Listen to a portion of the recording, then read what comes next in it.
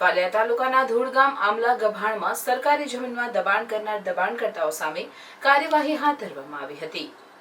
વાલિયા તાલુકાના ધૂળ ગામ ગ્રામ પંચાયતમાં આવેલ ધૂળ ગામ અને આમલા ગભાણ ગામે સરકારી ગૌચરણ અને ગામતળમાં કેટલાક સમય દબાણ કરતા ગ્રામ પંચાયત દ્વારા ત્રણ નોટિસ આપ્યા બાદ પણ દબાણકર્તાઓ દબાણો સ્વૈચ્છિક રીતે દૂર નહીં કરતા તલાટી સહિતના અધિકારીઓ સાથે ચુસ્ત બંદોબસ્ત ગોઠવી દબાણો હટાવવાની કામગીરી હાથ ધરવામાં આવી હતી। તે દરમિયાન આમલા ગભાણ ગામે 3 દબાણકર્તાઓએ દબાણ હટાવવા મુદત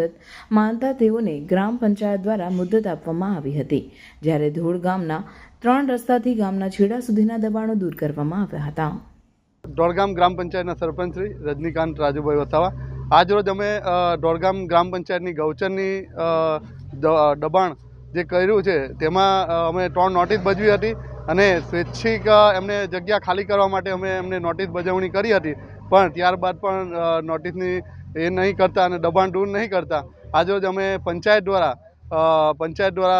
કાર્યવાહી હાથ ધરી છે, જેમાં અમારા ગામના તલાટીશ્રી અને તાલુકા પંચાયતના અધિકારી પોલીસ સ્ટાફ બંદોબસ્ત સાથે દબાણ દૂર કરવા માટે આજરોજ અમે હાથ ધર્યું છે। અને જે રહેણાંક વિસ્તારમાં જે લોકોએ જે દબાણ કરેલું છે તેમને એ લોકો પાસેથી લેખિત